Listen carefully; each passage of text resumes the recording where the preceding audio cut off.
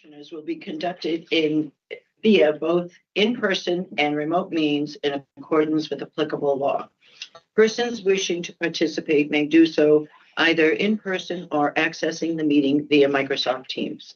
For instructions on how to join the meeting remotely, please refer to the meeting agenda found on the Barnstable County website under the Meeting Center menu. Please use the Teams raise hand feature to be acknowledged when public participation is required by law or allowed by the board chair. And with that, I call to order the December 3rd, 2025 meeting of the Board of Regional Commissioners. And please join us for a pledge of allegiance. I pledge allegiance to the flag of the United States of America and to the republic for which it stands, one nation, under God, indivisible, with liberty and justice for all.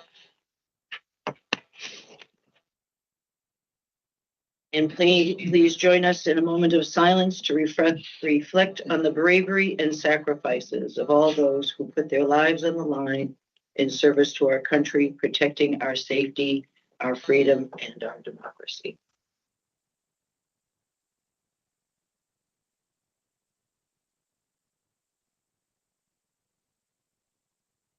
Thank you. Is there any public comment?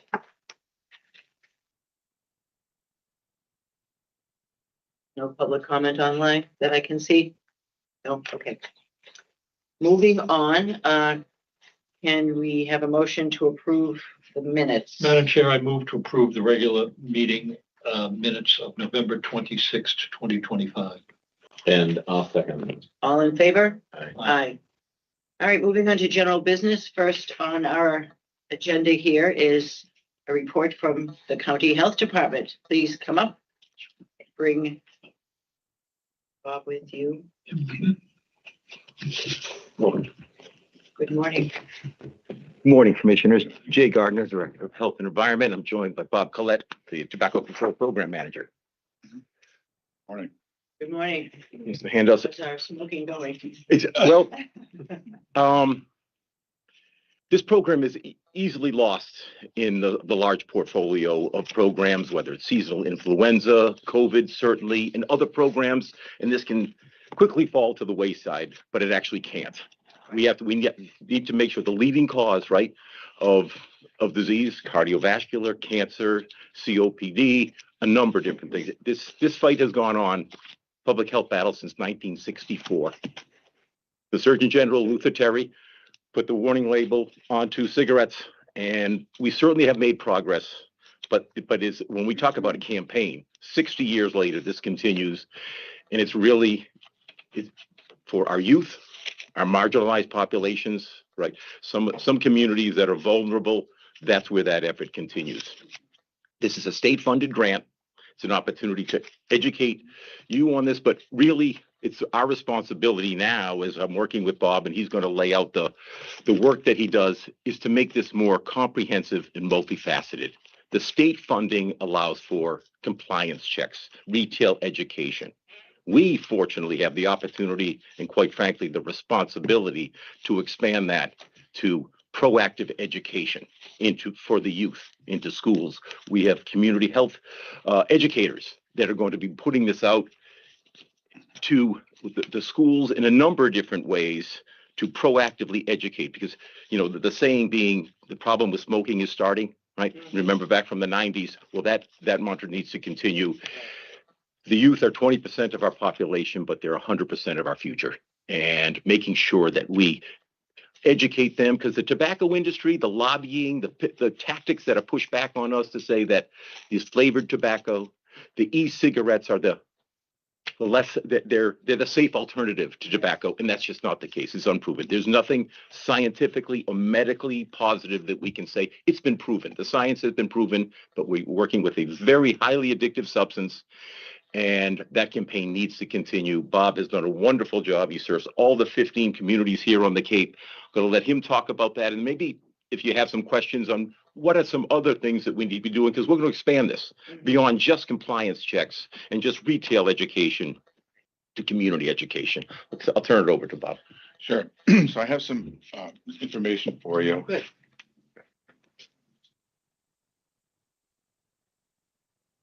Finances and recent statistics relative to smoking rates and so forth, and youth smoking rates as well, as determined on garnered by the youth behavior risk surveys that are done at the high schools. But as Jay said, we've been pretty limited. I think all of you are familiar with the history of the program, what we've been able to accomplish over the years. And we remain one of the more respected programs in Massachusetts, considered one of the foremost programs that we have. We don't have full coverage across the state, but we've been fortunate to have it consistently here on the Cape since 1994. So we, as Jay mentioned, most of what we're contracted to do right now and have been for several years now, since our budgets have been cut to the point that they are, is to focus on educating retailers, helping them to comply with local regulations, working with the local boards of health in a technical assistance capacity to help them promulgate and implement and enforce regulations to reduce youth access to tobacco products by youth, and also to eliminate secondhand smoke exposure, which in turn helps people to quit smoking, those that are still remaining smokers. And that number is dwindled down to 12.3% here on the Cape. Actually, 12.3%. We have smoking. Right, that's actually 12.3% of Barnstable residents. It's about 11.9 or something here across the Cape. So, which is consistent with what we have across Massachusetts, within a percentage point or so. Mm-hmm. So, and that we've been able to reduce that number from around 35% back in the early 90s. Really an accomplishment. The actions that have been taken by the local boards of health have been very effective. What we don't have the opportunity to do with the funding that we have is to provide a lot of public education like we used to do, going to health fairs, doing newsletters, radio and television appearances to produce educational programs and share information with the public.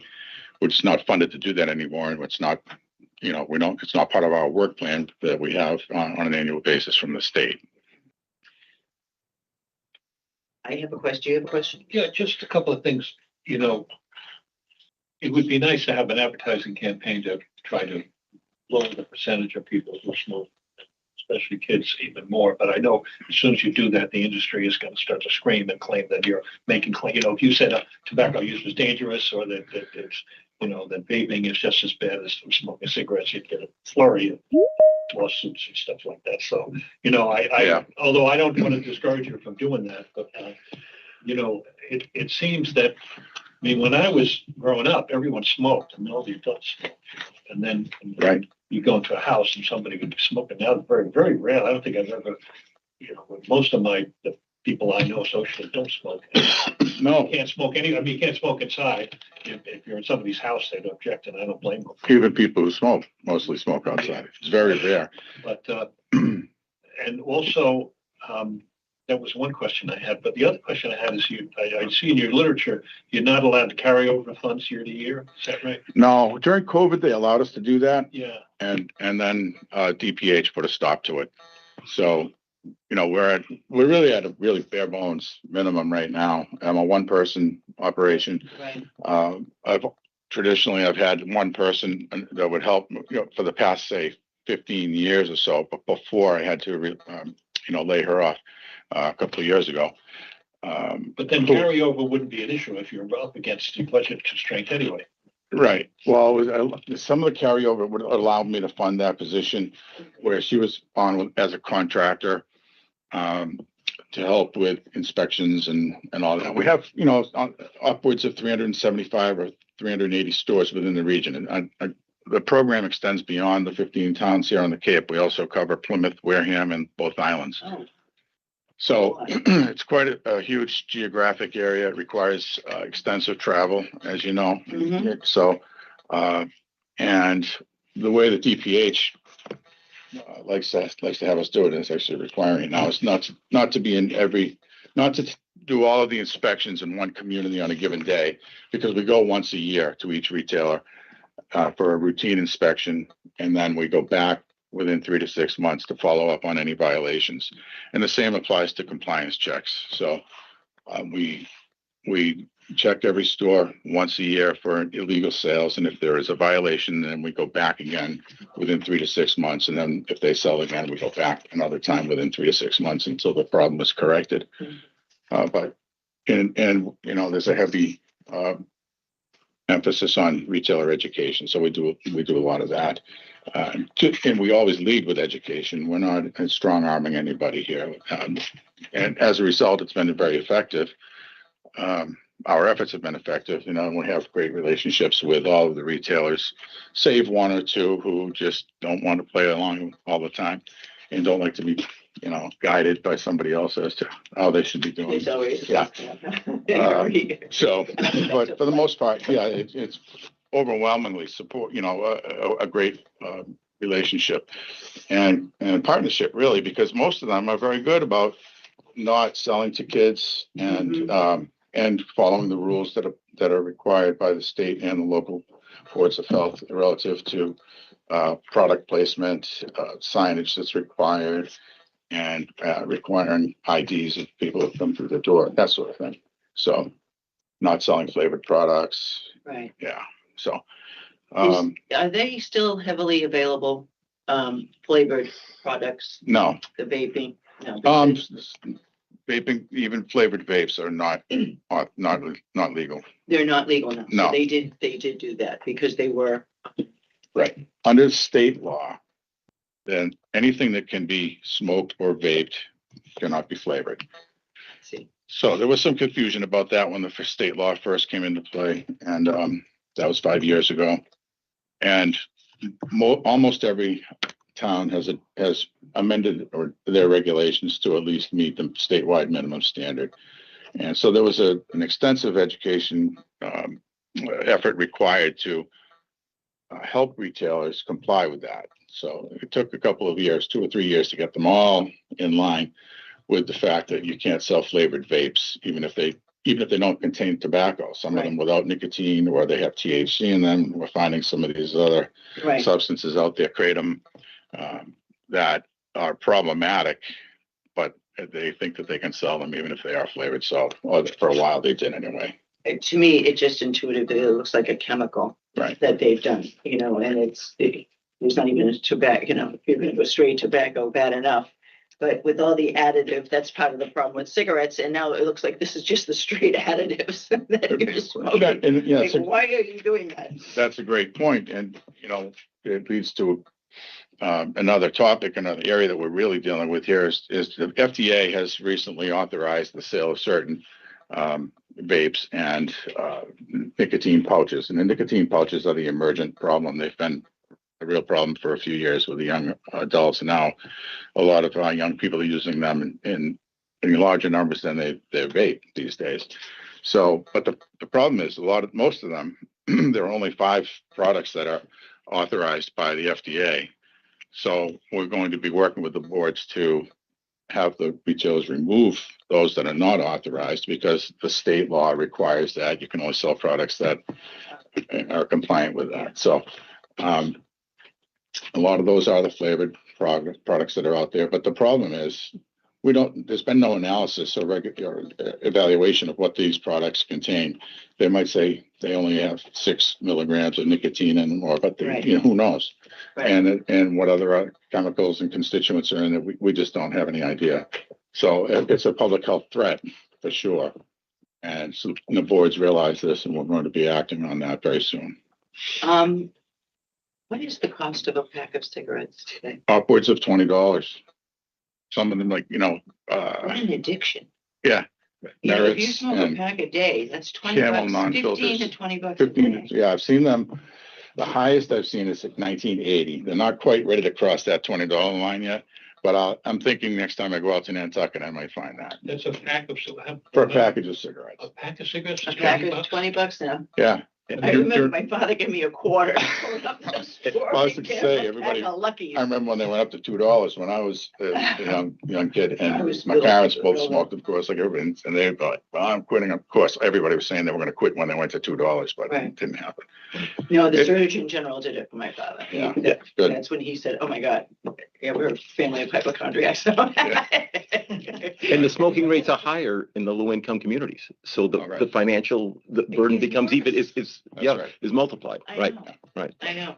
Commissioner Bergstrom, you brought up something where at a time growing up where smoking was normalized, right? Smoking rates were probably in the low 40s at that time.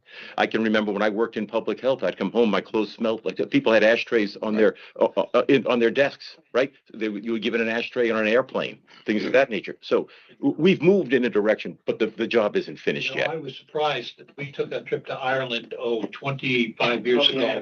And when we unpacked our suitcases after we got back, the smell of the smoke Right. from the pubs and everything just wafted up. And I was surprised years later, actually in Ireland, they They- banned smoking in the And that pubs. was that was a battle because it was part of the whole, there's nothing like a beer and a cigarette.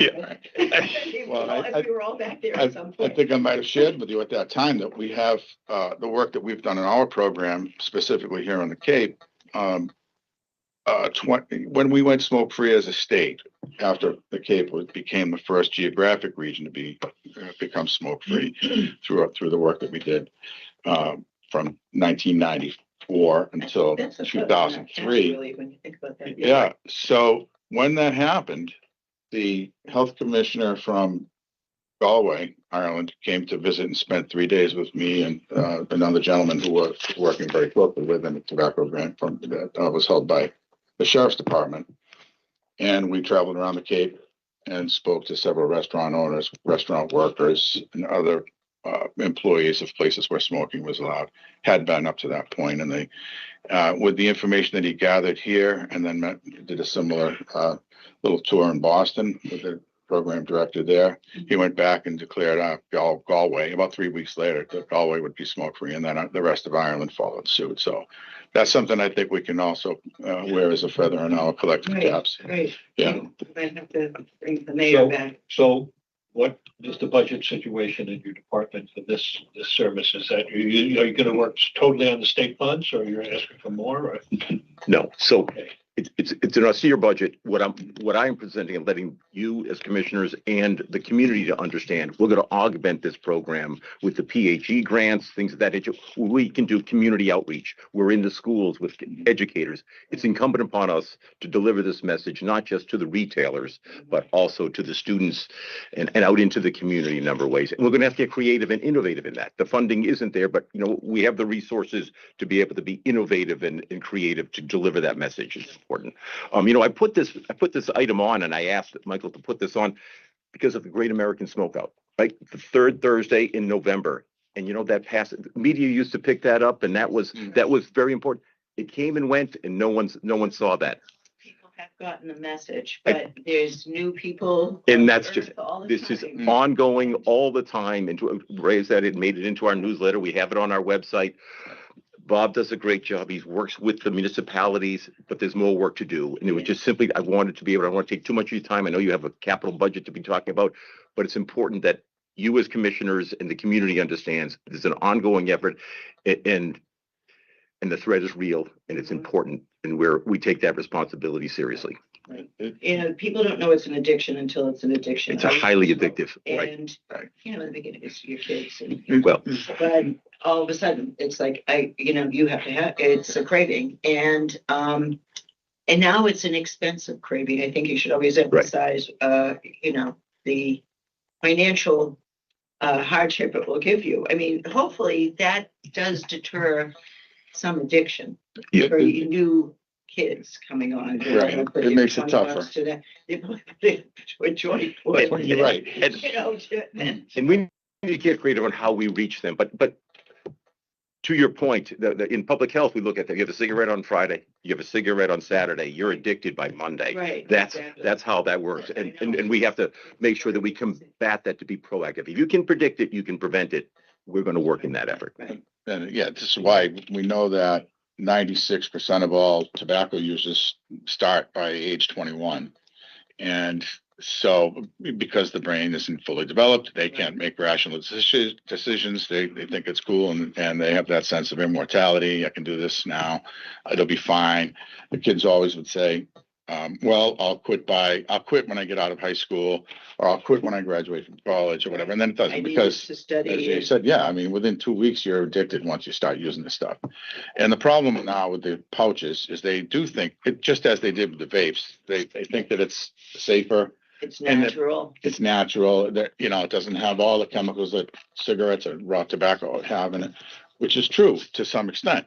But we're starting to see some illness now develop out of that. And, it takes a long time, as you're probably aware, for public health data to accumulate and to be, so that it can be used in a way to educate people and to find ways to deter people from beginning to use this stuff. But the pouches, the kids use it, and everybody who does use it without notice. So you can put it in your mouth. It doesn't cause any salivation. It opens itself up easily to overdosing. We hear a lot of anecdotal reports from school nurses and administrators and teachers that kids are coming in high on, they get the nicotine buzz. They can't concentrate. They're nauseous. They're vomiting. And tachycardia, those kinds of things. So it's causing those problems with kids in school and at home. Parents don't know that they're using it because you can't see it. They're these little pouches, and they just stick them in the cheek, and they don't have to spit in the bottle or whatever. So, and then what happens is a lot of times those smokers are trying to use it to quit, but now they're becoming more addicted because they smoke on the outside. Then they use the pouches where they otherwise can't smoke, and then they're back on the pouches when they leave. Right. On a spec to smoking when they leave.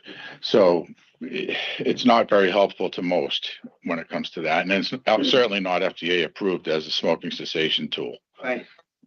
So one of the things that I'd like to share with you as a sort of an end game tactic that we've started to explore, and there are several communities in the greater Boston area that have done this, and I just met with the Yarmouth Board of Health on Monday night and the Barnstable Board of Health last Tuesday evening, to consider adopting what's known as the nicotine-free generation regulation. So what happens with that is they establish a date that after which nobody who turns 21 after that date can, or everyone who's turned 21 by that date can legally purchase cigarettes or any tobacco forever. But if you're born after that date, you can never buy them in that town. So it's starting to happen. We have, again, I think there are 13 or 14 towns up in greater Boston and a couple that are out in the Berkshires. So they have this particular community. So Brookline was the first one to do this. And so anybody who was born after January 1st, 2020, Brookline can never buy cigarettes or any tobacco there. And then same thing for Somerville, Malden, Melrose, and Concord, several other places up there. So we've asked these two towns to consider it because they're two of the larger communities here on the Cape, and they want to work in lockstep, similar to the way we did back when we were asking people to go smoke free in public workplaces and indoor public places. There'll be industry pushback. Well, There'll be industry pushback on this. It will Yeah. be interesting A lot of- to see how well that works. So, all right, well, Yarmouth's on the hot seat there. We'll look forward to seeing you in Wellesley. Always something happening. eventually. But Yarmouth's Board of Health has always sort of been a step ahead Go of. ahead. Yeah, they've been very proactive. So we'll see. Yeah, And it's gonna take I'm glad you mentioned that. I mean, our Board of Health has been very aggressive on this. They have, and no, I always give them, they deserve a lot of credit. And going back to when Bruce Murphy was the agent, and then, Jay was there for a while, and now Barry Lewis is very enthusiastic to move forward on this. So we'll see. But it is going to be, there'll be some landmines, it's going to be difficult politically. Well, it's good for us that we're aware of it, that you're out there doing this, so it's not a surprise to us, and we can encourage participation where possible. Yes, and so we're also working at restricting the amount of nicotine that's allowed in the pouches because of the fact fact that people are overdosing on this stuff. They're just abusing it. So Bourne just did this, and Tisbury out on the island and some of the other towns around the Cape have already done it. So It's, these are all these landmines, especially for parents out there that you just, another one pops up, you think cigarettes, yeah, I get that kind of thing, get that message, but Yeah. there's another way of getting them. Just like to say, that, it's amazing how we've legalized all sorts of addictions these days. Oh. People always smoked, and they always drank. Hmm. Now, of course, there's all sorts of proliferation of all sorts of other drugs. I mean, gambling. I mean, Oh, it- I know. you That's could go another online nightmare and you for can you. get, and it all takes money out of people's pockets and Yeah. time when they're really constrained, so. I agree. And there's pot shops up and down, All over the place. So I mean, I'm not, No. that's what people want to do, but it doesn't help society in general. to have No, these kinds of it just addictions. raises us, makes us stupid. And there will be longitudinal studies looking back on this Yeah. to see the impact on that. But you're absolutely right. We're going to do what we can. We have the opportunity. I just want you as commissioners and the community to understand DPH has very narrow funding. We have the opportunity and responsibility. We're going to do community education and move the margins on that. Well, we thank you both for everything you're doing, and we do look forward to having you back and giving us an update on that, and we'll support the word as we go forward as well. So, Yes, you'll be hearing, I'm sure, about nicotine-free generation. sure, But, yeah. it's always a genuine pleasure. Thank you for having us. Well, thank you for being here and for all the work you Appreciate do, overextended as you are, and I do Appreciate appreciate that. No, I enjoy it, and it's been a source of pride, and I Yeah, love doing you have it. a lot to be proud of. There's a lot of good things that will come out of this, so, Yeah. thank you. Thank you. Okay. Appreciate the Right. opportunity. Happy holidays. Happy holidays. May they be safe and happy and drug-free. Because I'm excited for you to see this next. This next topic is our lab, and you're going to get to meet some of the staff that have made a tremendous impact and continue to. So. Just do it on the agenda, so I can't call that. Okay, so next on the, on our agenda, as stated by Director of Health, is the Massachusetts Department of Environmental Protection. No hiding, come on. Come on up, No we're all hiding. part of the Come team. on, get up here. Get everybody up here. There's another chair over there. We want everybody in Yes. on this. Thank you. The whole gang here. One team, right? Right. Right, Administrator Dutch? That's correct. One county, one team. That's correct. All right, so we're going to let you introduce yourself and your team. We're here with the Barnstable County Health Department's lab and all of our progress. Well, hello, thanks for having us here. I'm Dan White, the director of the Water Quality Laboratory, and with me today is our microbiology team, Ryan Lucier, our bacteriologist, Ava Rose, our assistant bacteriologist, and Jenny McMullen, our beach monitoring program coordinator. And we're going to talk to you a little bit about a new instrument that we just received certification for from the state, from the Department of Environmental Protection. We're the first ones to receive this certification from the state. It's an instrument used for detecting bacteria in drinking water, total coliform and E. coli. It's called a TECTA, and it's a fully automated system, state of the art. We purchased this with ARPA, by the way. The TECTA, you set it up, you let it run overnight, and not only does it report its own, detect and report its own results, but it will send you an email about those results. And this is really important for us on weekends and on holidays if we have emergency samples, because as it is normally now with our other methods, you have to set up a sample, let it incubate overnight, and then read it back the next day, which is fine for samples Monday through Thursday. But if you get a sample in on Friday, we would have to send it to another lab, or we would have to send somebody in on a Saturday to read it back. And we'd actually have to send two people in because we don't like to have a single person working alone in the lab. It's just a safety concern. Right. The TECTA instrument will allow us to set it up on Friday, or if it's an emergency sample on a Saturday or a holiday. And then the next day, someone just has to check their email and make sure that it's not a presence for harmful bacteria. Because if we do get a presence, we have to notify the client within 24 hours. Right.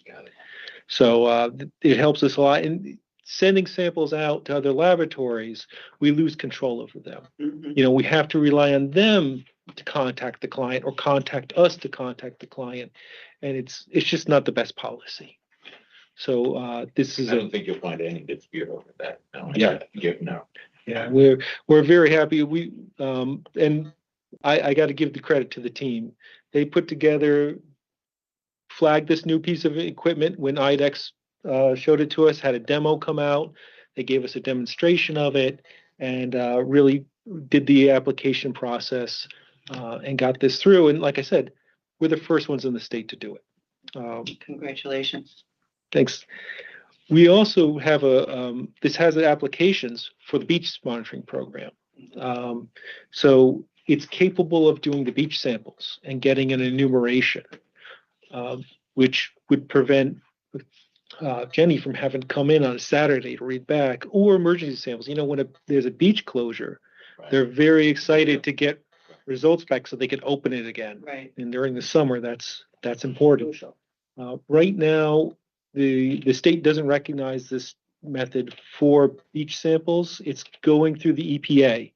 They have to evaluate it. IDEX is put out some studies and they're petitioning the EPA to recognize it. And then it will go into the Federal Register and then we can petition the state to do it. How long that takes, I'm not exactly sure, but it'd be wonderful to get it in for the summer. Mhm. We'll see.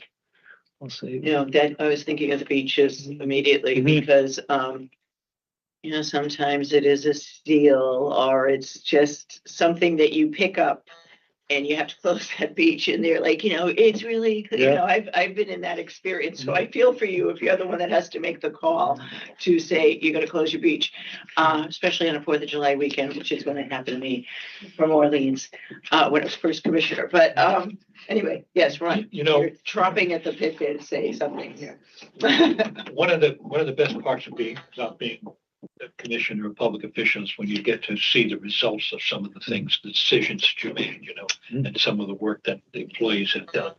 And going around the Cape over the last few years, the biggest issues that people consistently bring up are housing and water quality. Those are the two issues. Right. So when we got the ARPA funds, it seems like a long time ago now, but we got there, you know, we had a chance, and I've had a chance, and I know my fellow commissioners, we've had a chance to see housing projects go up. We put a lot of money. We also put a lot of money into the lab and the water quality. And here's an opportunity for us to see the results of those efforts. You know? So it does my heart good. To see. It takes a while between, you know, the conception to conceive of these ideas and to see them in fruition, but it really makes a big difference because the water, my understanding is the water quality in Cape is pretty good. But there's a lot of concern out there, you know, it's more fear than there is reality, but people say, water, it's you drink it every day, you shower in it, so you want to make sure that it's quality, that you're not consuming any bad substances. And also it'd be nice, the beach is also, of course, part of our economy. So this is a big step. I mean, it's an item on our agenda and you know, but you guys have been working on it for years and it really makes a big difference. So we appreciate it. Yeah, I think that was very well stated. We do make these decisions and it is nice to see that they come to fruition. They're doing what we think they are. I've been a big supporter of funding the lab and upgrading these systems back when George was here. And back then you didn't really want to know because if there is something in the water, what are you going to do about it? Yeah. I mean, I'm telling you, we had these conversations about PFAS and stuff like, we don't have the instrumentation to get there. I said, well, we need to get that. And it was kind of sitting there for a while, but finally we have a team that knows how to calibrate different instruments. And so kudos to all of you. I'm very happy to hear. Thank you. And it was money well spent. Very much so. How much was the final cost? The cost of the instrument was $26,000. 26,000. Okay. A modest amount of money, Yeah, when you think about. given the real impact that it has. And we usually say instruments last about 10 years. This Could be more, could be Mhm. less, we're not sure. Right. It's a new piece of equipment. So I'm interested in hearing from the rest of your team. Oh. Yeah. Because Sure. they've been obviously very quiet at our meeting. Do you have anything to add? How do you like going? Yeah. Are you excited about this equipment? Yeah, we are very excited, and I think that's a part of why I'm grateful to be able to be here to say thank you for, allowing us to put these funds towards this project because, one of the really neat things is if there is bacteria in the water, it detects it in as soon as 2 hours. So really, we're That's maybe, fast. we're maybe even able to get you a result the same day. Oh, that's And, great. and being at the forefront and doing these, taking these innovative steps, it just helps, I think, improve water quality management overall. So, And thank you. this is what you all went to school for, I imagine, these types of fields. So it's nice to be able to practice what you've been. We have some real talent up the hill. Like, this I can crew is see. great. Yeah. Well, you've done a good job in selecting your people. So that's excellent. You were gonna say I something. was just gonna say, it's exciting to bring some like state-of-the-art technology into the micro lab. Our chemistry labs, they have, very expensive, high-end technology, but the micro lab is still very manual. We have to come in and physically take the samples out and interpret them and use judgment. But now we have this brand new technology, and it really is the latest technology in bacteria detection. And to have some, I don't know, it's exciting. And we're very grateful. And Ryan did all the hard work. So she did. Well, I really think great. also just the fact that you're letting us all be here as a team, because that is, I think for us, how we operate. Yeah. We're very much a team operation. So thank you for. Excellent. Yeah, well, you're quite welcome. As my commissioners have said, fellow commissioners have said, we all agree on the importance of this. And periodically, we get grief for going to bat to spend money on initiatives like this, even though the amount of money isn't huge. We got a lot of grief during the whole ARPA process, and we had a lot of criticism about investing dollars in county resources. But I don't think any one of us would have done anything different by continuing to make the investments. We're very proud of the work that you did at the lab, and we're very, very happy to go to bat for you folks and the work that you do. Well, we appreciate that support. We couldn't do our jobs without it. Well, we wouldn't be able to sit here and pat ourselves on the back if we didn't have you. So, so it's a mutual admiration. Thanks for making us look good. Yes, Right? and that really is the truth. I just wanted, and I know you probably heard me say this before, but I beat this drum, but when you get a test from a private well, do you keep track of where that test is? In other words, and if there's somebody across the street gets a test and somebody down the block gets a test, that you eventually develop, whether it's it could be the neighbor put something in the water, but it could be a pattern that particular It's area is. It's something there's a real need for. Like currently, we don't do that because we don't have really someone who's an epidemiologist, for instance, who can really look at those trends. We don't have a contract. We do now, We do. and we're working on getting our old data out of our old LIMS system. We changed LIMS systems. That was a big one a few years back. You're saying because we have Funding. this capacity that we're able to do more. Yep, and they're putting that. I won't want to speak for them, but they're making that information much more accessible. Good. And the TECTA project, the Tetra Tech project, sampling around the Cape. The analysis we've given out PFAS and VOCs and routine wells. That's going to supply a lot of information as well that is there for interpretation. Yeah. So there's a lot of potential there with this data. We're about 2/3 the way through the Tetra Tech project. 300 samples from around the Cape, different wells throughout the different towns, looking at PFAS, our routine tests of total coliform and nitrate and those, and volatile organic compounds. That's an awful lot of data. That is. Really wonderful for someone to dig in there Yeah. and see what lessons we can learn. Well, this is one of the things that we've talked about in the past is to be able to not only collect more data, but be able to analyze Mhm. and make assessments as to what the data is telling us in terms of the big picture. Yeah. I can recall, in my past life in the town manager's office out on the Outer Cape, that our real knowledge about groundwater contamination issues, much of it came from an individual well sampling exercise. Yeah. Right. So, or a resident smelling something in their bathroom sink or their kitchen sink. Yeah. And so it's critical that we have the ability in-house to basically connect the dots, but you need to have good, as any scientist, any lab director will tell you, you need to have good, clean, credible data. Yeah. And that's where you folks come And it in needs to be make sure that- accessible. Yes, Exactly. Well, Right. that's where you come in. Yeah. Making it accessible.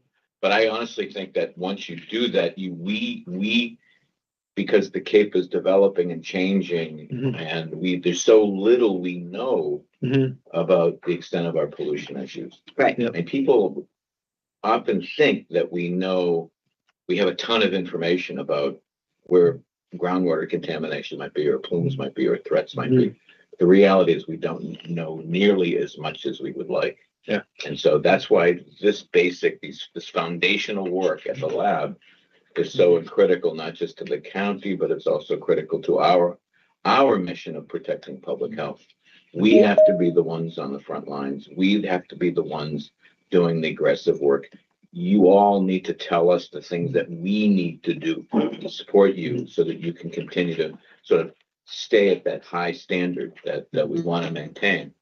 There's nothing more important in terms of the work that we do in Barnstable County or in any level of government than protecting the public health of the people that live here. And so you have a great responsibility on your shoulders. And that's why it's important for us to give you whatever support that you need. Absolutely. No, you're rolling along here, so you're going to be creating a need. You'll see that we got this much. If we only had this, we could really do something with this. So you have to let us Well, know with when each- those Does things the happen. people, does the general population know that we have this service and that they can avail themselves of that if they We're have just to? finding out. We that will be going out in a press release. Yeah, There will okay. be in our newsletter. We're going to publicize, but we wanted to let you guys know first. Because I'm going to Right. tell No, everybody we're I very talk. happy. Yeah. Yeah, Okay, get good. that. Well, there will be a newsletter, I think I was today, but, no, this is very exciting. Yeah. And we thank you all for being so dedicated and loving what you do and being able to do what you do. And Dan, you're doing a great job. Oh, So, thank you. so far you're building great teams over there. Well, thank you for having us. We really appreciate it. Thank you all for everything you do every day. So, all right, we'll see you around. Take care. Happy holidays. Happy everyone. holidays.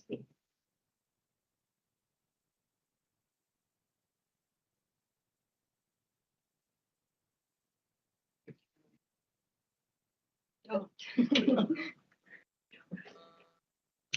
Okay, folks, ready for the- Okay, we're ready for our next item, and that is a review of our fiscal year 2027 budget presentation, Capital budget. pardon me. And So it's very gone so long. Vera is, Carol and me and Carol seems to be endless and hiding back there. yeah, I know, Yeah. she did seem like this is my topic. At a meeting. Come on, Carol. Just for backup, moral support. Yeah, she's Carol. the debt side of the business, Yeah. so come I on. know. Good morning. Good morning.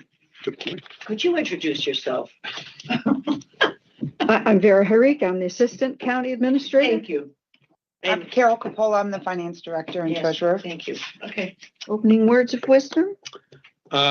So I think as the commissioners know, the capital budget is designed to come 30 days prior to the operational budget. This is your first look at our capital plan. It's not very onerous. It's pretty predictable this year. Mostly replacement of building systems, perhaps a vehicle here or there, but fairly I would say benign, but nothing is terribly benign. Kind of It's carrying. In forward 27. carrying forward. What's The 9 and process? 27. Yeah, and I think Vera will walk you through it, and walk you through the 5-year outlook. And I would encourage the board to pay attention to the 5-year outlook. It's not quite as benign. As, Yeah, this I year. know. It's So, and it does, roads ahead. I will point out that none of the 5-year capital outlook includes anything to do with our, future plans for whatever we do, whatever the commissioners decide to do, in terms of new building, shifts and where we put people and all of that. So we're dealing with what we have now, and moving forward with what we have now.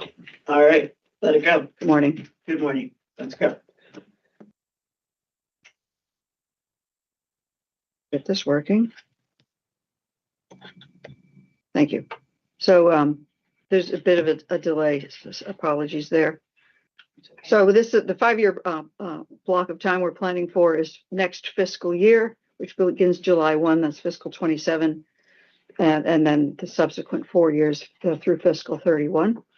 Like last year, we're going to summarize the 5-year proposed capital improvement program, introduce the financial implications of that in terms of debt, mostly. And then there's 7 departmental requests in fiscal 27 that you have an ordinance before you for your consideration. Entire number of projects throughout the period is 32 projects. So in this year, in this 5-year period, the capital improvement program encompasses about $30.5 million worth of spending. The vast majority of it in the facilities department, which is not unusual. But what is remarkable is that there are 2 projects which alone comprise half of that, which we view as problematic and need of some additional planning.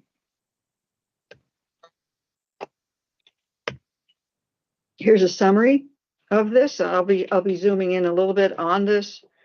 What this shows is the entire cost of the project. So there's the 5-year period we're talking about, which is in the yellow highlighted. Fiscal 27 is circled in red. And so that is only $1 million of what's circled in green is the $30.5 million total costs across the 5 years of the projects.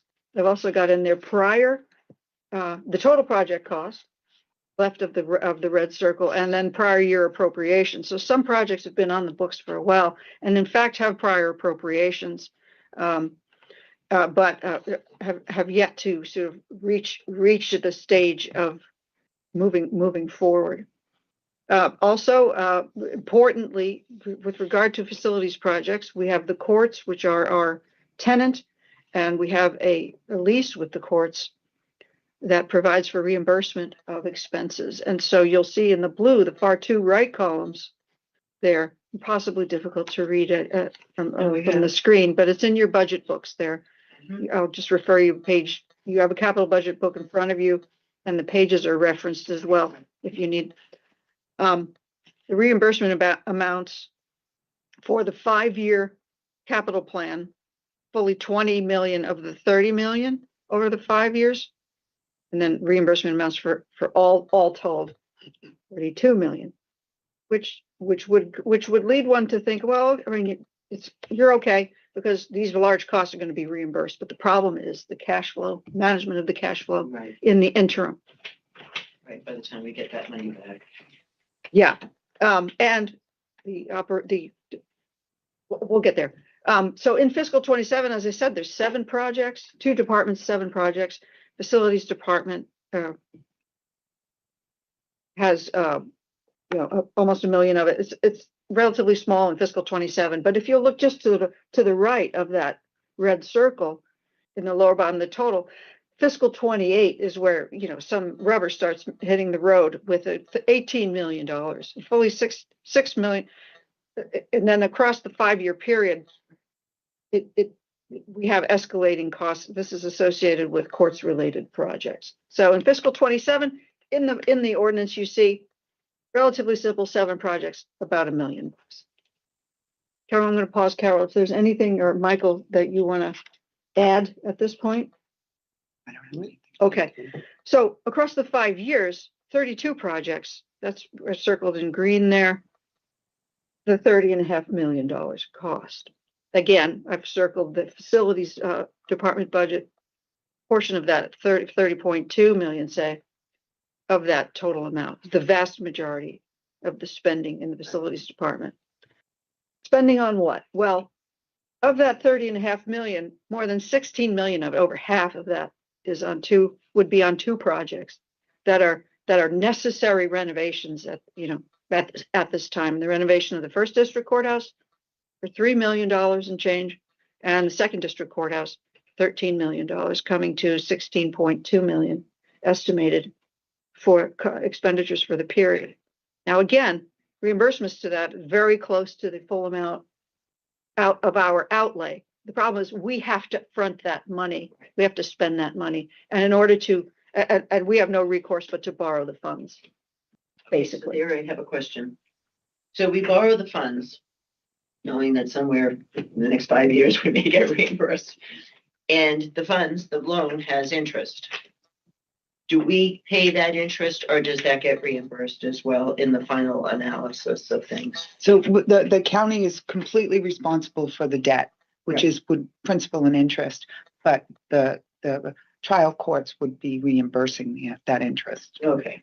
It's typically a year after the county has made that appropriation. So we're in 2 different fiscal years, and that's part of the challenge. It is, and we're also strapped a bit, because we have this floating debt that we know will get resolved, but right now we're unable to do A, B, or C because of it, right? Well, you have to pay the debt service. That's the challenge. Yeah. That we The face. reimbursements are subject to annual appropriation at the state. They won't promise. They won't promise. That's what I'm saying. It's between now and whenever they decide to give it to us. Could be. So the reimbursement rates that we and get, they're facing challenges, so these are things. that Exactly. they're gonna try to put off. exactly, As long as they can. which gives one a feeling of unease. Yes, Yeah. yes. So the reimbursement rates are very close to the estimated cost, because the courts occupy 97% of the first district courthouse and 100% of the second district courthouse in Orleans. And so we are reimbursed in proportionate amount to their occupancy. Yeah. Now, let me ask you, if we were to build another building, we would take a 30-year, we'd bond it for 30 years or whatever. But here, we're borrowing the money in anticipation of getting paid right away. So how does that work? Do we just say, we borrow the money and say, we'll pay you back as soon as we get it, or is it? I don't think the bank's working. No, Yeah. we don't The say. right of way is for the smaller the scale bank is- projects. They have to tell us. Yeah, for the relatively smaller scale projects, they've been comfortable saying yes. This is $16 million. So we borrow the 60 million, they charge us interest until we pay it back. That's correct. Okay. And they know that, borrowing it for 30 years. I'm just curious, to borrow money for a year or two, that amount of money for a year or 2 years from a financial institution seems strange to me, but. Right. So we typically look at a 10-year repayment schedule Okay, And if rather you have than it- 30 as a new building would be. Right. yeah. So, and as soon as you have it, you pay it, and then, but you're anticipating that payment to be made within those 10 years that of the loan. Well, The goal is to get rid of the it. county has a capacity concern Right. on an exactly. annual basis. Right. And so It's the right time for this slide. Yeah. Yeah, here we All go. right. that's what I'm looking for. Okay. Yeah. Let's do this. So. So we borrow all of that, which we're obligated to do in Right. order to renovate these buildings. And that is in contravention to our policy of maintaining debt service of 10% or less of our operating budget. Right? Have I said that? Yeah. Yeah. And so that's where this proposition for the 5 years, without trying to address with the courts some way around the first and second district courthouse renovations being solely our responsibility. There's some logic to trying to discuss this with the courts and perhaps have DCAM take over those two projects, which would help with the violation of the 10% curve there that you see. Here's some background on that policy. This is just a slide we have. It just basically is a citation of that policy. The 10% is based on the overall budget. Correct.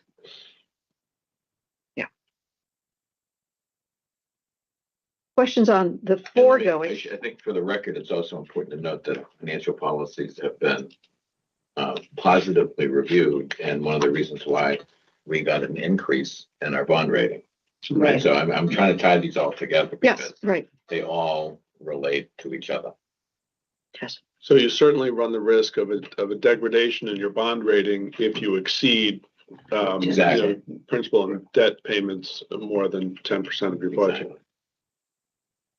Yeah, that is not a place that we want to be, and we want to proactively address this. Now, these big costs we're talking about here, particularly for first and second district courthouse, we have them slated to start in fiscal 28. So that's fully 18 months from now. So that's 18 months worth of time to have these conversations, shall we say, with the court system and with DCAM perhaps to have to figure out a way forward. So just to bring this home here, so in fiscal 27 now we're back to the easy part of the conversation, which is in this coming fiscal year, a slightly more than $1 million worth of requests, 7 projects, 2 departments. One is the dredge, and the here's just a summary. The dredge needs to replace a vehicle. So Can we just talk about the dredge for a second? Sure. I looked at the first slide. It shows that we have, in terms of the long-term needs for the dredge department, there's not really much on our radar screen. And I saw, was it $60,000? Yeah, very, very good. In capital requests, yes. He has. Why is there nothing else? We know we need to make reinvestments. What? As I understand it, the dredge has some major sort of dry dock hauling out and repairing needs that we have moved from the capital budget planning process onto the operating side. I see. Yeah. And I would only add that I think, the department is waiting for sort of policy direction on how it's going to continue to operate, right, and what technologies that will adopt. And so that proposal is going to come to you fairly soon. After that, then they'll have more capital requests. The combination of the ARPA. So the requests are there. We know that we're going to need to spend, but that's going to be part of a larger conversation. Right. Correct. Going beyond. Yeah, Well, that's operation. So on the operational side, somewhat, and the capital will be commensurate with that. It's more of an operational question about how the dredge proceeds, and the capital needs will attend that. So the 7 projects, that's just summarizing here, 2 for deeds probate, the replacements, the 3 for the Superior Courthouse, one of which, the FAC 17 there, is slated to take place while the exterior renovation of the courthouse is going forward. Various you replace a couple of boilers, electrical service upgrades, and then there's the request again. Now that the master planning, facility assessment and master planning process is completed, to fully fund a county administration and finance office renovations in this building. I'll go through each of these in turn. I see the retaining wall is on the list, $275,000. How bad is that, Don? Paul is here. Donnie's here. It's it's in need of updates. Some of the granite blocking is shifting, and is concerned with code compliance and complete loss, set law against a heavily traveled sidewalk. Yeah, exactly. There's a picture of it right there. Oh, yeah. That's actually exactly about 20 yards away from, 30 yards away from us. Yeah. I mean, it's not crumbling to the ground, but, you know, it's definitely Yeah, we necessary. don't want. No, chickens it's to not- right. be falling on. Yeah, right. on. Yeah. Right, so here's the dredge project. They need a truck. After the one they're replacing is of 2014 vintage. Once the new one is in place, hopefully it'll look like this shining example, and the old one will be surplus. Right. Won't be red unless red is the cheapest one. Yeah. Yeah. So they get white or Normally black white is the usually. cheapest one. Yeah. Do you have a list of, when you put a vehicle out for surplus, do you offer it to other public facility, other places, or just put it on Craigslist, or what do you do? Our colleague Paul is our surplus guy. We would evaluate the worth of the vehicle, if it could be used internally, and then from there, yes, depending on the value of the vehicle, we would put it up for surplus. Yeah, because when I was on the Regional Transit Authority and we decommissioned a bus or a small van, we would offer it to Council on Aging and so on. So there was a list of priorities there. I don't know if they have that similar here, but. Yeah, in our case, when it comes up, we have a discussion with Vera and Michael and Carol, and we just, okay. Typically, we look, like Paul said, we look within other departmental needs to see if, if there's enough life left in it. They use this for heavy mechanical purposes. If there was enough life left in the vehicle to be useful in it or for another departmental need, then the truck would go there. And if it's really beyond its useful life entirely, then it goes out to auction. An F-350 would be a great plow vehicle. I think if somebody, if it has to sit there all summer and then use it in the winter, it'd be fine. But one thing to mention is the cost benefit to having that vehicle, where some of these older vehicles, they get to be 10 years old, the cost you put in to just maintain the vehicle, it wouldn't be worthwhile keeping it. So that's something that, we've had the conversation with Don many times where you're putting many thousands into it. It's not worth. Oh, I'm not disputing our right to turn it over. I'm just wondering what, that it could have a useful life in some other. Yeah, we definitely do. We look in very sharp-eyed fashion at vehicles, and the requests to purchase new vehicles are evaluated fully for what's around in our complex first. Yeah. So that's the first project. The next 6 are the facilities projects. There's a replacement of the deeds, the air handler and controls in Deeds Probate Building, and electrical service upgrades in Deeds Probate. These two costs in fiscal 27 are for the design and bid process, and then in subsequent fiscal years would be the actual installation. So what are we looking at installation wise in terms of? Going from memory here, I think the HVAC air handlers further 275, and the electrical service upgrades once you're implementing is 1.9 million. Yeah. So these are about roughly 10%. Well, right. So what we're doing is we're sort of edging our way into having to. We don't want to do this work and not be prepared to go forward with it. Right? Correct. So, yes. Which laying the groundwork for the bigger conversation about the FY28, right? Exactly. Once we start going down this road, we really have no choice but to figure out Thank you, Michael. a better game plan on how we finance the FY28 improvements. That's right. Right. So. Right. Okay. We're getting the good news first. So that's the Deeds Probate Building. I've collected the projects in terms of like the building conceptually. So Deeds Probate, 2 projects, fiscal 27, and then follow on in the subsequent years. Here is Superior Courthouse, the repair of the retaining wall that we were just talking about.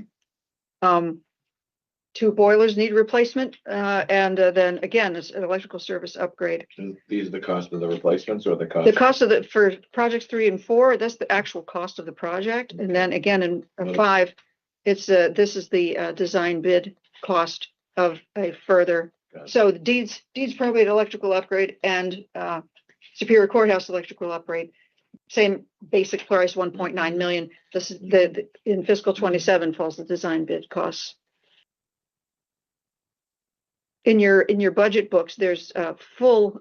So here's the pages are noted in your budget books. Yeah. You can really look at.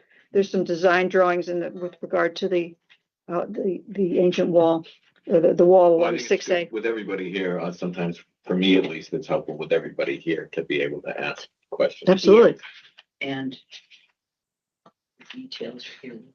Just Yeah, including the in a debt center costs, staircase. associated debt costs we have in there as well. So each of, I should mention, just for the benefit of people who might be listening. So each of these projects we're talking about has a full write-up and budget request form in our budget book. And our budget book is at least today. And so the page numbers that I have in these slides correspond to the page numbers in the budget book where you can look further for further information. And then there's the lastly is the sixth facilities project, seventh project in fiscal 27 is the remainderment of the office county office suite renovation, which is the includes the room we're sitting in, administrative office spaces, and the office space that the finance department occupies. In last fiscal year's budget process, the entire renovation was estimated at $200,000.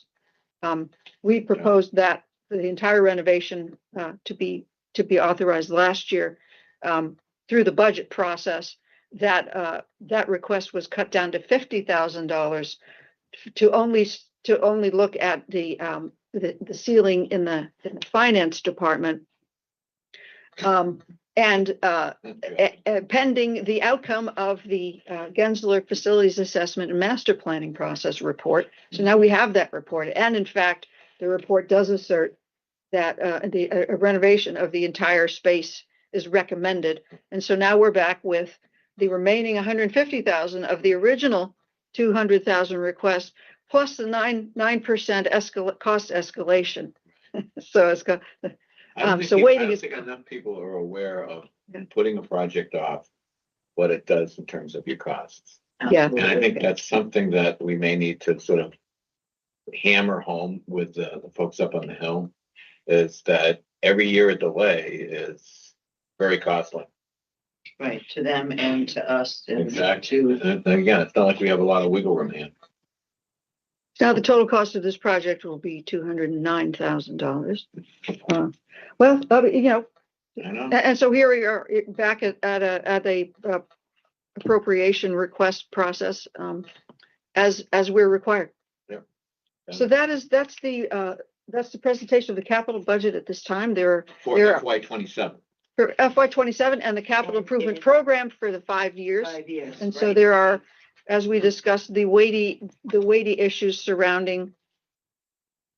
Leave us with this for further discussion at your. Actually, can you go? Is there a spreadsheet that shows? Can you go back to the spreadsheet showing what we're spending each year? There we go.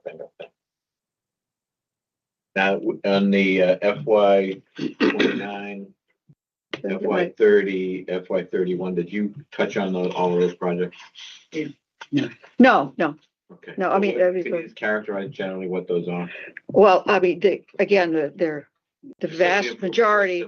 They're all really mostly all in the facilities department, and they're similar to these. A boiler here, a generator there, a roof there, and so on and so forth. But the two that we've mentioned of concern. So Don has the responsibility of keeping all of these old buildings, all of which well beyond their 50 years old, up and running. But these are the two that we're calling out here. The reason why I'm interested in having some discussion about those other projects is because if we can't come up with a game plan on how to finance the 18 million, there's some value in knowing what it does, the projects that are immediately on the heels of that, how they get impacted. All right. So what I'm saying is that if we can't figure out a way to finance the 18 million, right? Let's say plan A is to get DCAM from the state to take on the two main projects.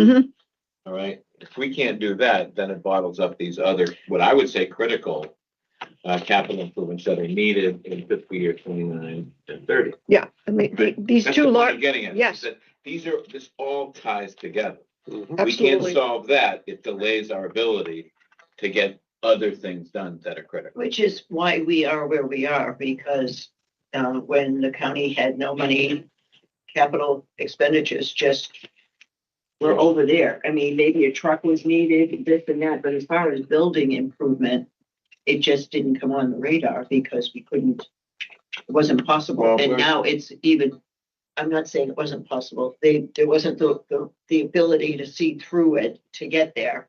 However, now it's even, the problems have exacerbated in their own right. And the costs are 3 times, 10 times what they would have been 10 years ago. So we're a prime example of what you're saying. Let me just jump back in here. I mean, this whole thing is premised on our ability to borrow this money and pay for it. Is that, it's not, in other words, we're going forward with the confidence that we're going to be able to accomplish all this. Now, For we're FY going, twenty, for FY 27, I would say. yeah, for 27, but 27, 28, we're we hitting can a get big through FY roadblock. We're hitting, I know, And we we're might going have to above. pay for that, but what else can we do? What we're doing That's is the we're problem. We walking might not be closer and able to do closer to the anything. cliff, Commissioner. I know, but the contingency plans, we have to start off with a plan. The contingency plans as we go forward, if things don't work out, it's a bigger issue than we need to discuss right now. We have to regroup and say, okay, yeah, there's something else, but we. That's look at this. right here. But one presumes that, I mean, a lot of work went into this. One that presumes that we're not doing anything that's not at least necessary. May not be necessary tomorrow, but it's necessary at some point. We're gonna have to do it. Put it off this year, we have to do it next year. So I'm just looking at what we have in front of us right now. What we have in front of us right now. And right now it's Plan. 27, Yeah. right? We adopt this plan And we're, with all faith, and prayer, and assuming that we're gonna be able to pay for it. As far as the 7 year, I think it's 7 years, 1, 2, 3, 4, 5, 6, 7 years where we may go above the 10% debt limit.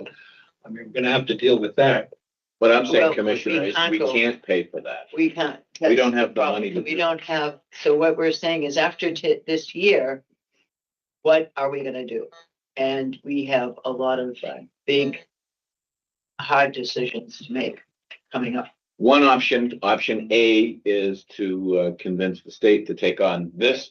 nut. Yeah, these And I- two and I in think that's- particular. And that's gonna be plan A for us. I think there's Right. some meetings or something we have to have with Right. people. up Yeah, at the we've gotta State House. put together a delegation to put some pressure on Yeah, the administration to take these on for us. I think, quite frankly, we have no choice but to move in that direction. right, I agree. That's plan A. We've got to Right. really have an aggressive effort with our legislators and Yeah. others. The plan B is, at the moment, I don't even want to think about it because it's so awful. Really, but it is. It's I mean, right. it's gonna be blood on the floors. Right, cutting. We're gonna be cutting to bone. Right. And we may have to lay people off because we won't be able to handle the debt service of that. Can you go back to where we're looking at there? I mean, look at them. Oh, yeah, no, it's. Yeah, not good. we're talk about a huge jump in debt service. And then it's not only 2028, but it's 2029. Yeah. I mean, 2028 is when we make the commitments and then everything Right. starts popping up on your balance sheet for Right. 29, 30, 31. This gets back All the to way what to I've been 35. saying all along is the part of the structural problem of the way in which this county is set up. It's not set up to work. So, that's just the reality of it. And that's why we need to look at structural changes. That's why we need to have a charter review, which we're going to be doing next year. And that's why we have to be aggressive right now in keeping the ship afloat.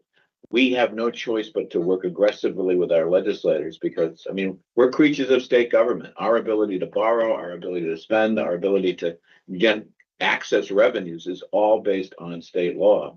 We've talked before about needing help on lease. Leases are are not properly structured. And this relationship with some of these buildings is not properly structured. So I think while we're not ready to sort of lay out a whole list of solutions to work us through this crisis, we do know one thing, and that is we need immediate help in getting the state to pick up the cost on what Vera just showed us. That's fairly significant. What was it, 15 million? Yeah, that to me is going to be our first priority right there. Right.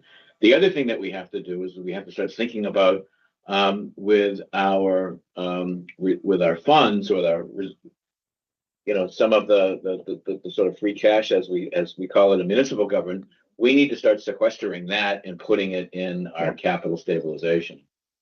So we need to really look to our team to identify an amount of money there that we can sequester so that we can, again, be prepared to deal with that. But I think we're at one of those fork in the road moments where we have some tough decisions to make and we have some tough, it's really where everybody's got to put their big pants on, as they say, and really step up and be incredibly aggressive with our legislators and with top officials in the administration. DCAM needs to step up and work with us. Otherwise, if this is on us, there's just a ton of stuff we're not going to be able to do. Right. And that's where we talk about cutting to the bone. We're talking about losing staff or coming up with furloughs or early retirement program. We're going to have to be aggressive in that. I know, and it's going to be very These two painful. buildings, this first and second district courthouse, we have no county staff there. We don't even occupy these buildings. Right. Understood. Yeah, Understood. honestly, No, it's I'm all- in violent agreement with you. Yes, yes. It's understood. We got it. We're there. You don't have to convince us. No, we need to figure out a way to move forward on that. I think the approach that we've just talked about, I think, is the way we. Yeah. Thank you. That's it. Yes, that's Thanks. it. Isn't there That any way we'll other all sleep questions well you might have? tonight. There's I beg your pardon? I'll sleep well tonight. Yeah, right. There's an ordinance but this before is you something to that's move this facing forward. towns. And in a worse time, we have really the worst administration in place to help us to think that there's a level above here that we can go to and beg for funds because they're not there and nobody cares about this stuff. We're currently who's occupying there, doing other things. So, I think we need a further discussion on the ordinance, or can we just? There's a motion before you in your packet. Okay, yeah, to approve this. I move to approve the introduction of proposed ordinance 2025 to be named later, renumbered later, fiscal year 2027 capital budget to approve to the assembly delegates. And I'll second that. All right, all in favor? Aye. Aye. Good luck. Thank you. Thank you. Thank you. Thank you. Thank you A lot of work, all a lot for all of your work work. into that, I you know. know, I mean, No, it is, but it's also. We have to know the ground we're on. Well, we do. Yeah. Thanks, Paul. Always good to see you, Paul Don. and Dawn, thank you so much for Appreciate being all your- here. Your help. Hang in there. we will. Yeah. John, if you ever have anything else you want to say, just come right forward. You look like he had Well, he's something saying for good luck. that. He's saying good luck to us. Yeah, right. Where are we? We're on New new business. business. Is there any new business? I'm gonna bring up some new business. It's about correspondence we have, and I just want to bring this up for acknowledgement. I just want people to understand that we are reading our emails. And we've been getting emails from different communities with concerns about development. And we're not ignoring it, and we just want to say that. I don't think we're on an agenda for a conversation further than that, but maybe we will. Other than that, I don't have new business. Can I just add something to the new business? Yeah. Madam Chair? I'm glad you raised this because I think, as we go out on the road and we start visiting Yes. and holding meetings at individual towns, I think that one of the things that we're going to pick up is a theme related to development. I agree. I think there are going to be issues that come to us. And I think it's incumbent on us when we're like a town like Harwich, even though we may not have an item on the agenda, I think at the very least when we're out on the road, to be in a listening mode and giving residents and other citizens that are coming before us ample opportunity to be able to express themselves, even on things that we can't deliberate in that meeting, because you can't predict what's going to come up. Right. But we need to show an incredible. Right, and we have to make sure people know that we are going to be there so they can come and talk to us And directly. sometimes it's going to be venting. And that's fine. Venting is. That's fine. It's part of the job. It's part of the job and it's good for the soul. It's not at the top of the job description. It's usually at the bottom somewhere, but it's very much part of the job. Yes, so I'm with you. I'm glad that you acknowledge that we'll be getting some emails, and I'm sure we'll be able to respond to them. maybe talk about them at our next You meeting. know, I think that we have this, you know, when there was the election coming up for governor and they were going on their listening tour, everybody heard housing, housing, housing. People were saying that, not really understanding what was what exactly was necessary for each community of what they're talking about. And I do think it comes down, and so therefore, a lot of money has gone into this with a lot of support from people who are going to make money off of these things. And so we're all into this. We want to do good things for people and take care of them. And yet we really do care about the environment. And yet we're building system, you know, structures, legal structures that we can change what's already in place because we know that that protects the environment. So in a sense, it's almost like a schizophrenic approach of what we're doing. And even though we did put a lot of money into housing, I really trusted the fact that they were doing the due diligence of protecting. And I'm kind of questioning that myself. So I think it is a time to take a look at this. I knew Harwich was having issues when I read in the paper one time.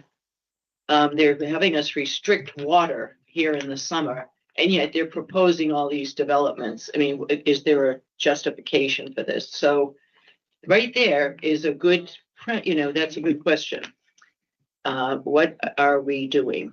So to this place that is different and unique from the rest of the state. All right, that's under new business. Nobody else has anything else.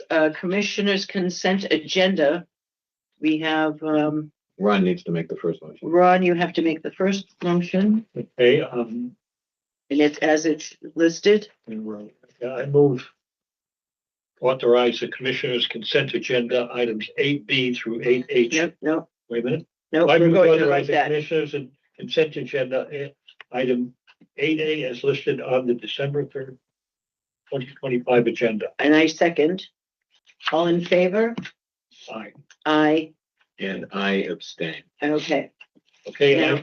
I move to authorize the commissioner's consent agenda item 8B through 8H as listed on the December 3rd, 2025 agenda. Second. All in favor? Aye. Aye. Okay, moving along. So We're gonna get you out of here, Ron. Yeah, before we go too far, I just want to note for the record that the item 8A involved dredging work involving the town of Youngstown County. So I abstain from Yes. participating in that. And then on the other items in here, I just want to make note that many of these are dredging projects involving county dredge program, Mashpee Churro.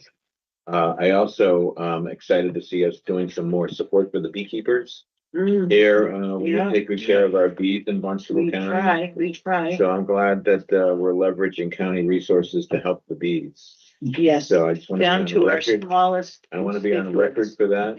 And I also want to basically acknowledge that the hard work of the AmeriCorps. We've got this commitment of support from the Service Alliance, a closeout letter for a sub grant, and that's a fairly significant step forward. So all good stuff, and let's hope the bees can make it through. Okay, same. All right, commissioners' reports. Do we have any, have you been out there, causing any Yeah, trouble or? I've been out stirring up trouble. Yes. This is your chance to check up on me. Yeah, And I can checking. report in. The other day I think, it's safe to say I was presenting as the president of the Cape and Islands Municipal Leaders Association to the town of Chatham, the select board in Chatham, talking about some of the association's priorities.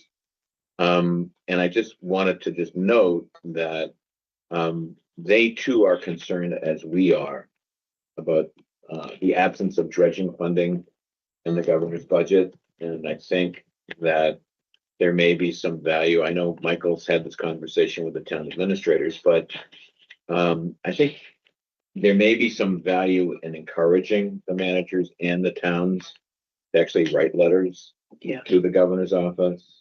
And Michael, I know you guys have a managers meeting coming up And I just want to make a pitch to our administrator that on the list of things to talk to them about is we need letters going to the governor's office in support of funding for dredging on Cape Cod. Yeah, I agree.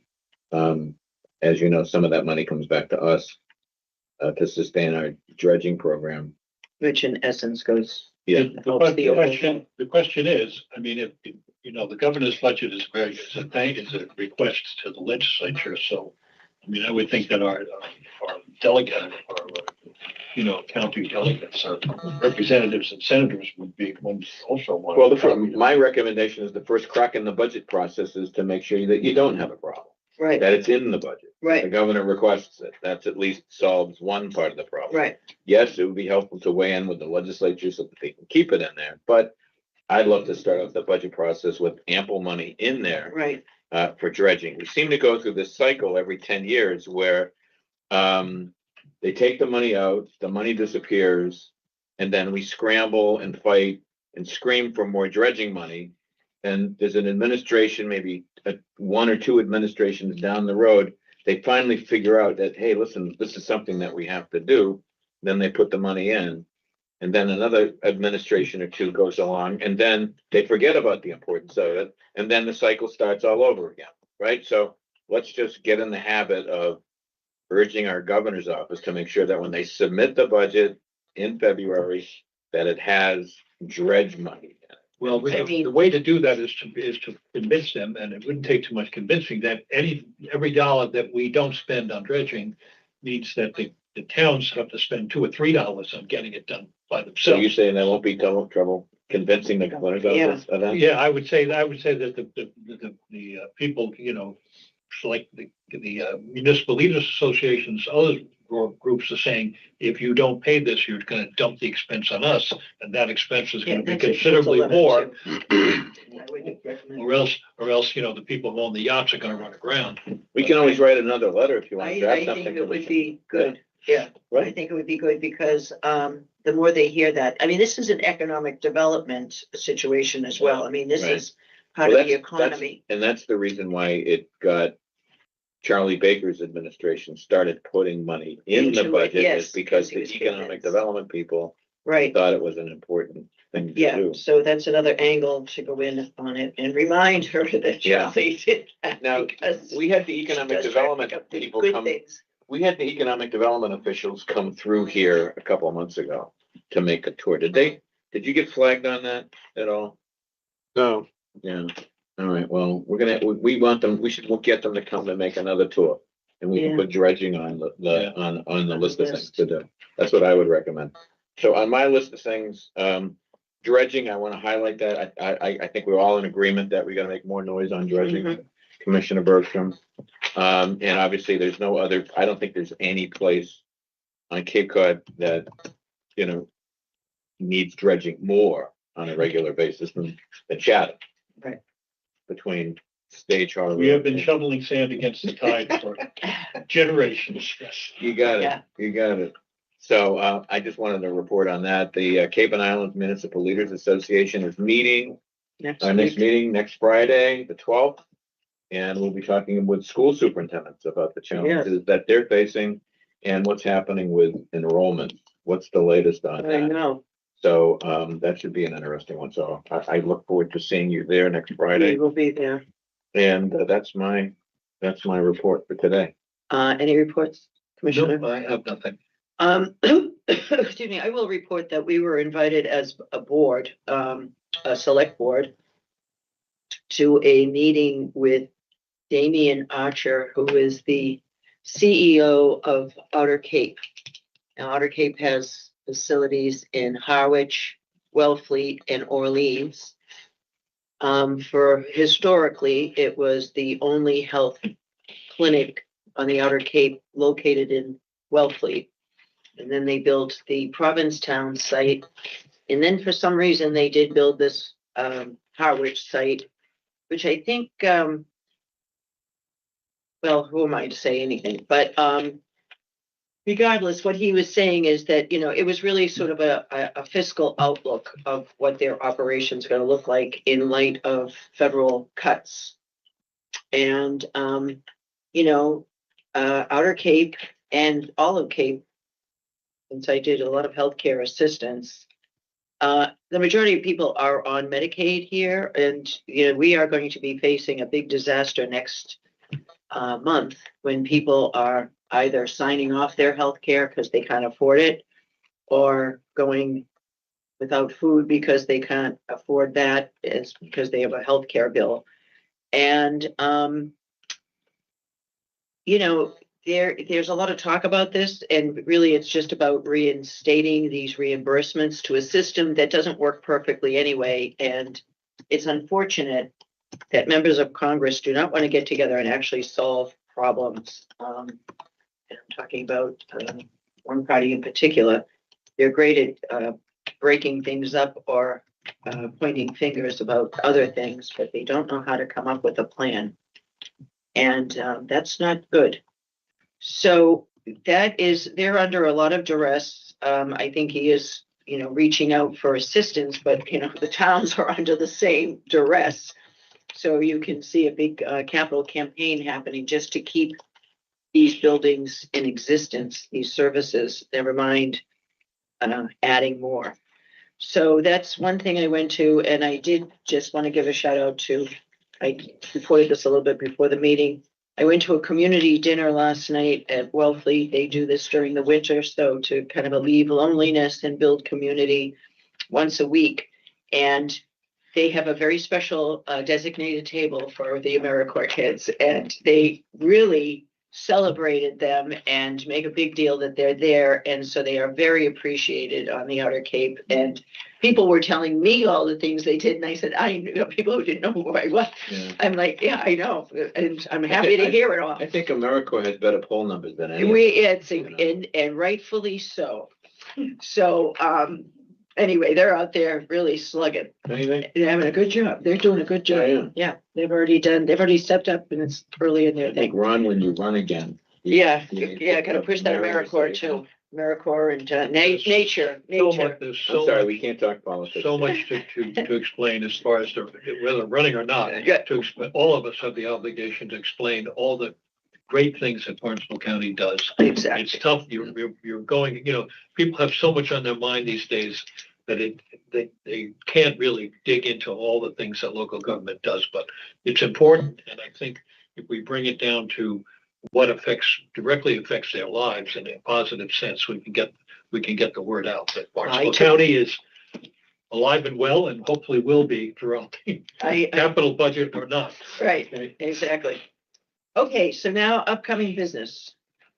Any, what do we need to know? And nothing out of the, Nothing too much out of the ordinary. I do have one item that I'll bring to you in 2 weeks, and that is a draft opposition letter to a bill that was filed not too long ago, H 3971, which would remove from county purview all the registries that exist in active county locations and put them under or it's a study that would put them under the Secretary of State's office. Talked to Jack Mead, our register, and he was fully supportive of a letter of opposition to that. So I'll have that in front of you for review. Right. That would change that chemistry a lot. All right, if that's that, Can we okay, before we go.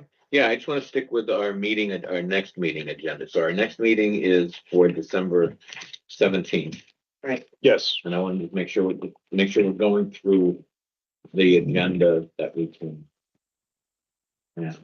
And any items to be highlighted. You have the annual report is done, so Sonia will be here to present you the annual report. We're also getting a coordinated presentation from Health Department and also Cooperative Extension on tick-borne illnesses. I think, as you know, there's been a Huge. healthy increase in the number of tick-borne illnesses and the severity of tick-borne illnesses. So we want to make sure that our group gets in front of the public, gets in front of you to discuss that and things that we can do to prevent tick-borne illnesses. I still don't know when we're going to get back a report or a recommendation from the dredge subcommittee, reviewing the permitting study that was done and making recommendations for that. But as I alluded to earlier, we'll get back to you with a recommendation, and then based on that recommendation, we can begin filling out more capital. Can we stay on this topic for just a second, Madam Chair? I think this report is incredibly important because it really is going to, I hope, lay out some ideas about how we create a little bit more stability and security in our overall dredge program. We know the dredge program is incredibly popular. We know it's very important. We know the towns depend on it. We have a good team, a good group. Ken works his tail off, as we know. But part of the challenge that we're up against is we're dealing with a permitting structure that is just incredibly difficult. Let's leave it at that. And LEED gives us some exposure. And I think one of the things that I've always seen as incredibly important is having a conversation about the county expanding capacity. And we've talked about this before, capacity in the dredge department for the purposes of helping steer and create more certainty and deal with any potential glitches or problems the towns may be having in securing permits. We don't apply for the permits. We're sort of dependent on their ability. Some towns are very good in permitting. Some towns are not as good. Let's just leave it at that.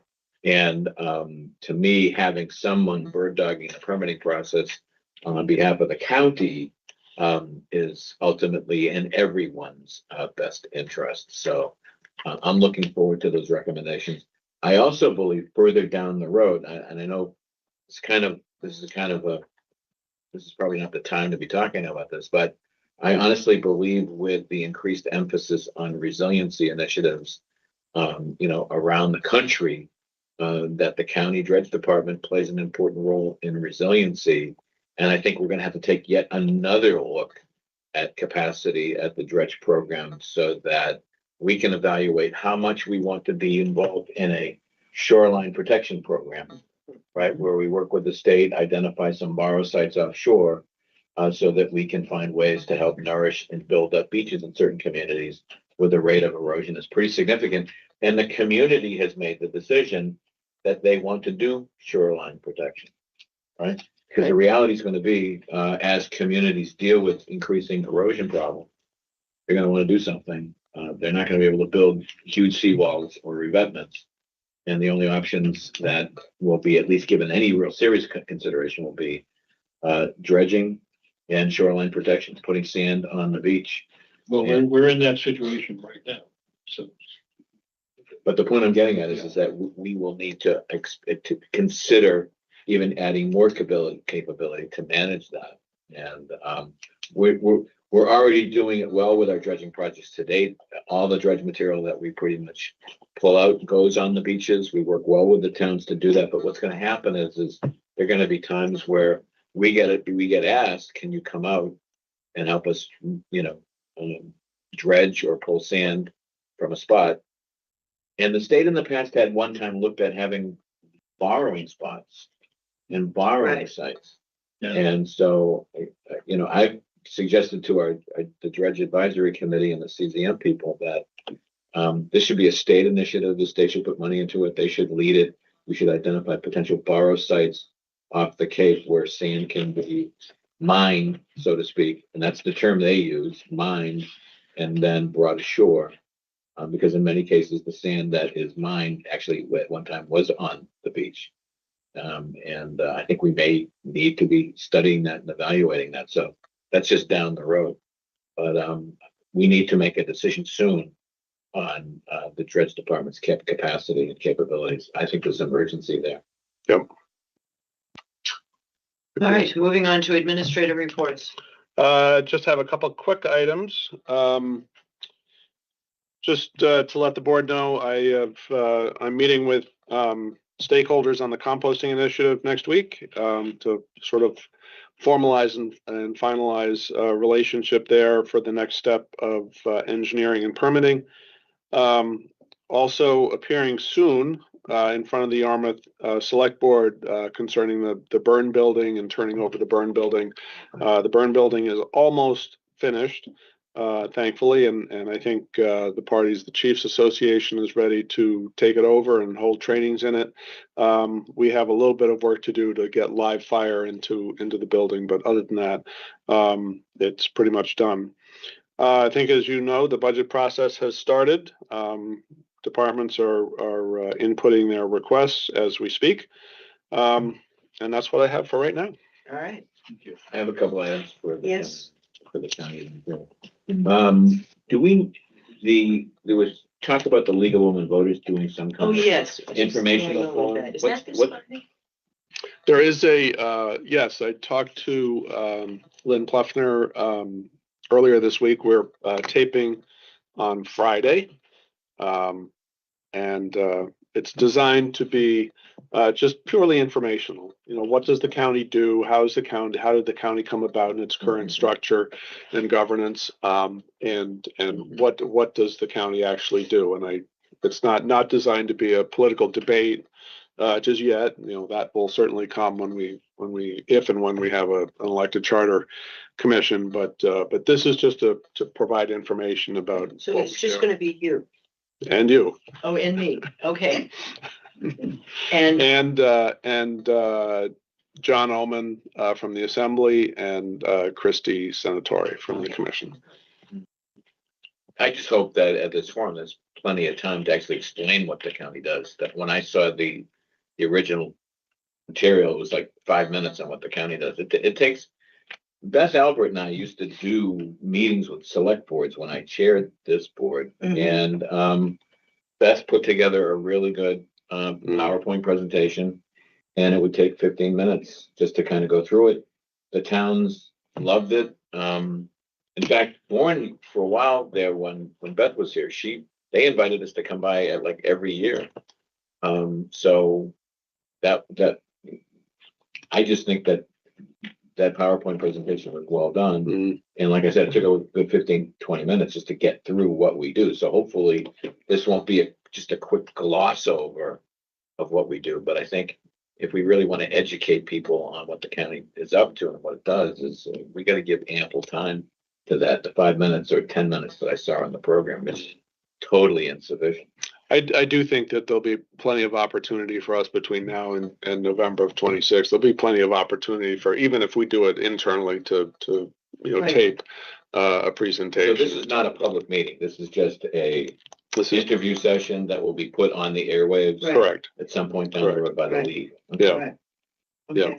So Is it 11 o'clock, I think? Am I right? I can check. All right, You know. we'll check it's out, good we'll that- check before I leave and Yeah. coordinate that. Yeah. The other item, Michael, is that when you meet with the ministers, I hope we can talk up the cybersecurity, Yes. that we can maybe work on a field trip or something. We went to Bridgewater State, Michael and I. I was invited by the president to meet with their cybersecurity team, Right. and I dragged Michael along with me because he, being in Bridgewater, he Yes, knows everybody he there. gave you Right. entree. So the lot attendants, the janitors, everybody there pretty much knows him and had nothing but nice things to say about him, by the way. Yeah. But we went there, we saw the cyber program, and it was impressive. And we were sort of brainstorming a little bit. It would be nice to sort of maybe do a field trip, bring other municipal leaders, other municipal officials. We have a lot of IT people, including our own, that might benefit from just learning about their capabilities. So I heard last night from Bob Rittenauer. He wanted to bring up cybersecurity at our select board meeting. And so I suggested that he, make himself available to get up to Bridgewater and take advantage of whatever they want to offer us. I was amazed that they have computer software programs where they can monitor our system and our servers for cyber threats. And they can just do it from remote, from where they are, and they have people, they're staffed in their cyber security operations center tracking threats. Real time. We all wish we had a personal person like that to, warn us ahead of time. Well, that's to the extent Well, the county does Constant training. It does. We do constant training for the towns in which for which we provide IT services. We do constant training, and we do have some degree of real time oversight. So it's but what Commissioner Forrest is talking about is a SOC, essentially a Securities Operations Center, and there are a handful in the state. The one at BSU, as you point out, monitors real time, 24/7, and it's fascinating. I bet it is. I bet it is. Yeah. That would be worth all of us going to visit at some point again. Last night this came up at our meeting, and I had recently an old email got hacked, and I think it was through Facebook or something. But anyway, I had to change a lot of things, and it was a real pain in the neck. And put out on Facebook, I've been hacked, and don't answer any emails. And I must have gotten 25 contacts from people saying, "I think you've been hacked." However, with all the training we have, I mean, I do appreciate the know before emails we get to either go through scenarios or here's the new threat of the week. And, one of our board members says this thing saying, "If you get this email, I don't think you should open it because I did, and it brought us to a different." And I'm like, that's not the way it was supposed to work. But anyway, so really pay attention to those, everybody in the staff, because they are helpful, and it does seem like they do see what's coming up, what's going to be the next, and it makes you look for it, and there it is. And oh my God, someone's trying to get there. So, it's the world is just a constant need to be alert of these things. So, okay, with that, we are on our last item. Do I have a second? Second. All in favor? Aye. Aye, we are adjourning at 11:45. Thank you, everyone.